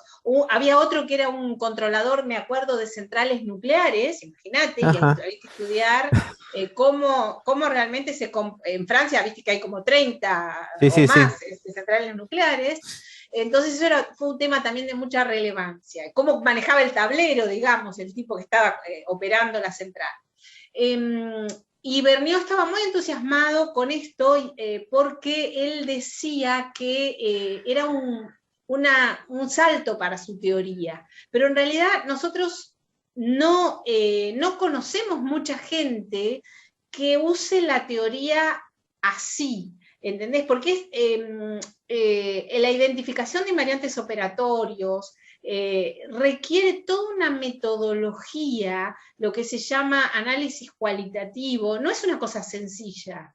O sea, una vez que vos recibís los 1000 protocolos que te genera una secuencia, que son más o menos de ese orden, imagínate lo que es ponerte a buscar los invariantes. Por ejemplo. Nosotros hemos hecho esto con nuestro propio equipo, Marcelo y yo y María de Los Ángeles Panaro, en cuántica, con la integral de camino de Feynman. Pero igual, es complicadísimo eso. De nuevo, ¿qué es lo complicado? La secuencia, y la secuencia empezó con la tesis de Ángeles, después ya ha sido implementada 3 veces, pero también es muy difícil, y ha sido implementada en Colombia. ¿Por qué? Porque nuestros tesistas en el doctorado que estudian física, son 2 colombianos. Entonces, hicieron eso en Colombia. Ahora vamos a tener otro tesista, creemos, que va a poder abordar la tercera fase de la secuencia en un profesorado. No en la escuela secundaria. Pero la escalabilidad de un producto didáctico, algo que se llama replicabilidad, o sea, que yo te lo doy, bueno, eso es una línea de investigación que tenemos con Paz también, que es, ¿en qué medida yo te doy un dispositivo didáctico, te doy el remedio, digamos, ¿no? Yo siempre digo que los didactas somos a la enseñanza lo que los fabricantes de remedios son a los médicos. Pero como la docencia es una semiprofesión, ¿qué quiere decir que es una semiprofesión? Que no dispone todavía de técnicas, es más, los profesores ni siquiera se consideran profesionales, ¿verdad? En general, es algo que a ver, ¿qué es enseñar? Cualquiera puede enseñar, por favor, vas, hablas y ya está, decís lo que tenés que decir y ya terminaste. Tema muy discutido ese de la profesionalización. No es así, pero ¿por qué? Pero falta mucho. Entonces, a la didáctica de la física, que es un campo muy antiguo y gracias a Dios en la Argentina muy desarrollado y muy glorioso, más que la didáctica de la matemática, le falta darle los remedios. Los profesores no son responsables de los remedios. Entonces, vos le das la secuencia a una persona y esa persona en general lo que nosotros vemos es que va a destrozar la secuencia. No es el caso de mi amigo Luis Melioli. Pero ¿por qué? ¿Por qué? Esto pasa en todos los niveles. ¿Por qué? Porque el problema de la replicabilidad es gigante. Y porque en general, una cosa son las condiciones experimentales en las que uno trabaja, donde uno tiene condiciones experimentales, controla la variable del profesor, controla la variable de la escuela, controla un montón de variables, tiene su tesista, por ejemplo, que es un investigador y es profesor a la vez, pero el profesor de a pie no es eso. Ni tiene, y yo quiero decir otra cosa, no tiene por qué serlo. El profesor de a pie no es un investigador, y pobrecito, no tiene por qué serlo, ya tiene bastante con lo que tiene. Y además está totalmente, lo que él tiene un margen de decisión, el profesor, tiene un margen de decisión muy acotado. ¿Por qué? Porque él no decide los contenidos, él no decide las políticas, o sea, está afectado por un mundo que no puede, sobre el cual no tiene absolutamente ninguna injerencia. Eso no quiere decir que no pueda cambiar cosas, por supuesto que puede cambiar cosas, pero no es tan sencillo. Sí, imagínate, ayer decíamos, la posición, Marcelo trabaja en la Universidad de La Plata dando clase, ¿no? Y en nuestra universidad también. Ahora, cuando él va a enseñar Física 1 a la UNLP, no va Marcelo Arlego, el aficionado, digo esto Marcelo para que no te maten del otro lado, ¿entendés? El aficionado a la didáctica. No, va Marcelo Arlego, el físico que va a dar física, en Física 1 y Física 2, y a no sé cuánto en su comisión. Él no se va a poner a diseñar situaciones. ¿Por qué? Porque lo van a matar. De hecho, ya lo han intentado. ¿O no, Marcelo? Sí, claro, sí, sí. Por supuesto que aparte hay otras restricciones. Uno, en general, en las universidades grandes hay equipos, o sea, hay muchos docentes. Uno no hace, obviamente, no hace lo que quisiera hacer, no se puede. Hay gestos, a veces hay gestos, sí, pero no es simple. Pero bueno, concuerdo con lo que dice Rita. A mí me gusta mucho. O Belioli en el profesorado del Lagopuelo, ¿no? También tiene un ámbito, quizás, en donde él puede, porque lo tiene habilitado, porque es él, claro, puede disponer de una serie de cambios sin que nadie venga y le diga, che, ¿vos qué estás haciendo? Pero preguntale a Paz, cuando trata de hacer un recorrido de estudio e investigación, por qué se cayó la piedra movediza de Tandil, y le dicen, pero escúchame, ¿por qué vos no venís a explicarme acá? Vos me venías, pura pregunta lo tuyo, o sea, ¿cuándo me vas a enseñar? Es decir, ¿cuándo me vas a hablar sobre las cosas que después me vas a preguntar? Es eso. Sí, claro. Sí. Entonces, bueno, el tema ese es complicado, lo que vos nos decís. Podemos compartir con equipos de investigación, compartíamos con Vergniaud, podemos compartir con otros equipos, pero el uso de la teoría no es masivo. No es masivo. No es masivo. Entonces, eso es una restricción que tenemos. Dependemos mucho de nuestras propias investigaciones, ¿no? Claro. De nuestra masa crítica. Y el hecho, perdón, y a futuro, la óptica de ustedes a futuro, ¿pensás que se va a masificar, va a tener más aceptación? ¿Cómo se ve eso teniendo en cuenta lo que vos me decís, que si bien no hay tanta comunicación, pero bueno, se está implementando en varias partes? ¿Cómo ves el futuro de este enfoque? No sé. Realmente no sé. Yo creo que en educación los cambios son, en enseñanza, en didáctica, los cambios son muy lentos. Te vuelvo a decir, la didáctica es una disciplina muy joven, tiene 50 años, y eso en términos de ciencia es joven. Y esto que pasa en física, no pasa solamente en física. Pasa en física, pasa en matemática, pasa en biología, pasa en montones de ámbitos.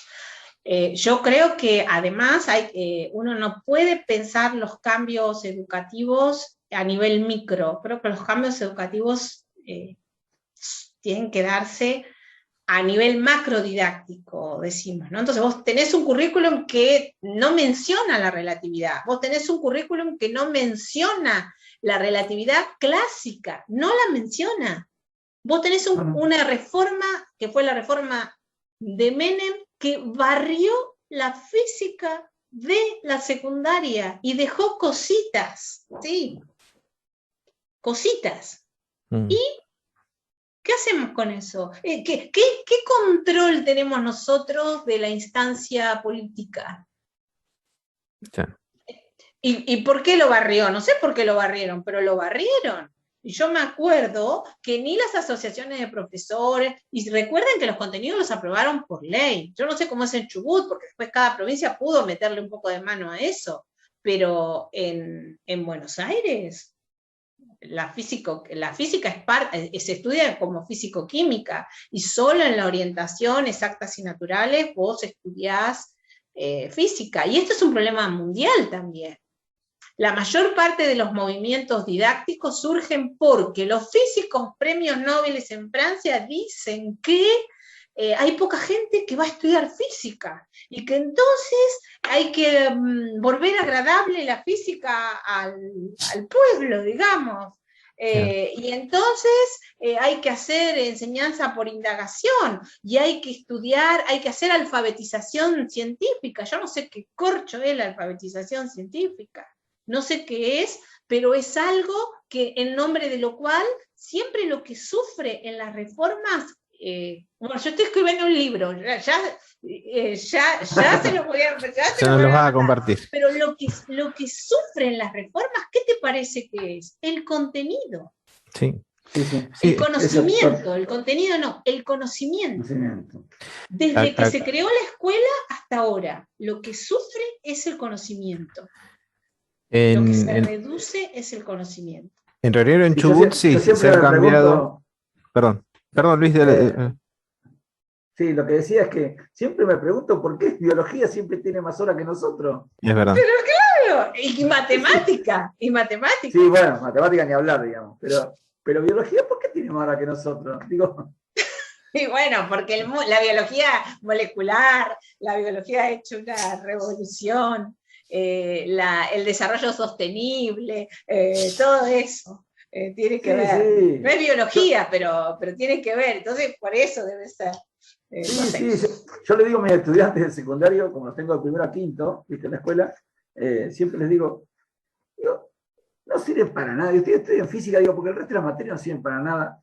Y pero ¿cómo que no sirven para nada? Y le digo, ¿pueden explicar el Big Bang? No. Ah, ¿viste? No sirve para nada. Pero bueno, yo pues soy medio bruto, vos ya sabés, una manera poca. Pero la verdad es que siempre te preguntás por qué biología tiene más horas que nosotros, si la verdad es que en la primaria nadie enseña física. Nadie. Nosotros hicimos hace un tiempo un trabajo de un curso de perfeccionamiento para maestra de primaria y de nivel inicial sobre laboratorio de física, y tuvimos la verdad que una buena concurrencia, pero era terrible porque en la formación docente le enseñan biología, en ciencias naturales solo biología, nadie le enseña física. Y claro, y vos decías, pero cuando tuvieron que implementar, yo me acuerdo, no me olvido más, una chica implementó en una escuela rural, porque acá hay muchísimas escuelas rurales, el tema del péndulo en la escuela primaria, y los nenitos, un nenito que lo filmaron y todo, la usó de péndulo a la cocinera en una hamaca, y medían el tiempo. La maestra medía el tiempo y decía, pero da lo mismo. Dice, y el nene, que tendría, no sé, 10 años, dice, o sea que la gorda es lo mismo que yo, porque tarda lo mismo. O sea, parece una soncera, pero la verdad es que esas cosas pasan porque la maestra se pone a experimentar y porque las animamos, pero vos decís, claro que se puede enseñar física en la escuela primaria, pero nadie se anima a enseñar física. De las que tuvimos, tenemos registro de que hay 10 o 12 de las 30 y pico que están trabajando, que algunas cosas se animan a hacer, pero la verdad es que se enseña muy poco. Entonces después cuando llegan al secundario se encuentran con bestias como yo, imagínate, pobre chico. Claro, pero tienen poco tiempo, quiero decir, encima hay poco tiempo para encima estudiar hay poco física, tiempo. ¿no? Claro, hay poco tiempo para estudiar física. Entonces, y encima la forma que se enseña física, bueno. En promedio, ¿no? Porque cuando uno habla no está hablando de un caso particular. Cuando uno está hablando de la física enseñada, uno está hablando del promedio de lo que se enseña en general. Claro. Y bueno, y eso es muy, muy lamentable. Sí. Bueno, la verdad gente. que sí, pero bueno. La verdad que, bueno, Paz se quedó muda con el tema que la eliminamos, pobre. Se enojó con nosotros y no quiere hablar, no quiere hacer declaraciones. Bueno, Marcelo, si en algún momento les parece que les puede servir, Rita tiene mi mail, así que te comunicás y me decís lo que necesitas, digamos, en realidad. Bueno. Mirá, tenemos una ventaja. Yo el año que viene voy a tener 2 terceros. Porque este año tengo 1 porque a la mañana solo hay 1, pero tengo 2 segundos, así que el año que viene voy a tener 2 terceros. Y a la tarde tenemos otro tercero en la misma escuela, y la docente es una alumna del profesorado, una excelente alumna del profesorado, así que si quieren que hagamos alguna cuestión que a ustedes les sirva para lo que están trabajando, podés contar con 3 cursos, si les parece, si no, no hay ningún problema. Sí, a mí me parece que sí, tendríamos que arreglar algo. Claro. A modo, no tanto a modo de juntar tanto los datos, sino más en un modo más, tal vez más de testeo directamente. Sí, por eso lo que necesitan, Rita. Estaría bueno ver qué pasa, ¿no? Que nosotros nos enteráramos qué pasa con ustedes. También puede ser que nos inviten al Lago Puelo, Marcelo, y vamos para allá. Sí. También. Y sí. Eso no estaría nada obviamente. mal. Vamos, Paz, Marcelo y yo. ¿Qué tal? Claro. ¿Qué tal? Bueno. Sí. Estaría bueno, Sí, estaría bueno. Sí, obvio. Y lo bueno para nosotros sería que si los traemos, no los traemos por un día, los vamos a traer por varios y los iríamos a explotar también. Pues, no hay problema. Siempre que nos dejen andar por los senderitos, los laguitos. Claro, tal cual. Eso si nos dejan disfrutar de la naturaleza, encantado. Eso sí, nos dan algo de comer. Nosotros podemos colaborar, pero unos buenos vinos, Belioli, o sea, ¿entendés? No te va a poner en casa, hay un quincho grande. Perfecto. Así que olvídate. Eso nos gusta más también. Sí, bueno. Pero bueno, muchísimas gracias. Muchas gracias. No les queremos robar más tiempo. Les agradecemos por favor, muchas gracias. Y estamos a disposición para lo que necesiten, obviamente. Y si en algún momento que podamos económicamente, lo invitaremos. Porque, sí, obvio. Está perfecto, está muy bien, está muy bueno. Mientras podamos, no hay problema. A nosotros, la verdad que nos vino, entre comillas, que no nos escuche la gente, nos vino bien la pandemia, digamos. Porque estos congresos los pudimos hacer con mucha gente de valor que es imposible traerla económicamente. Porque el ministerio no pone un peso, lo tenemos juntar nosotros entre los profesores. Cada vez que traemos a alguien. Y la verdad que traer uno podemos, pero no muchos más que eso. De a uno. Bueno, y nosotros, no sé, Luis, pero nosotros también les ofrecemos un poco, yo pensaba, la posibilidad de, no sé, de si hay alguien que quiere, no sé, estudiar el doctorado, podemos pensar en algún tipo de beca, de alguna cosa, no sé. Tendremos que ver eso, ¿no? No podemos masificarlo, pero estaría bueno. No, está bien, sí. Porque sí, eso sería, lo podríamos conversar para el instituto, ¿no? Yo pienso eso, nosotros tenemos mucho interés también tenemos muchos estudiantes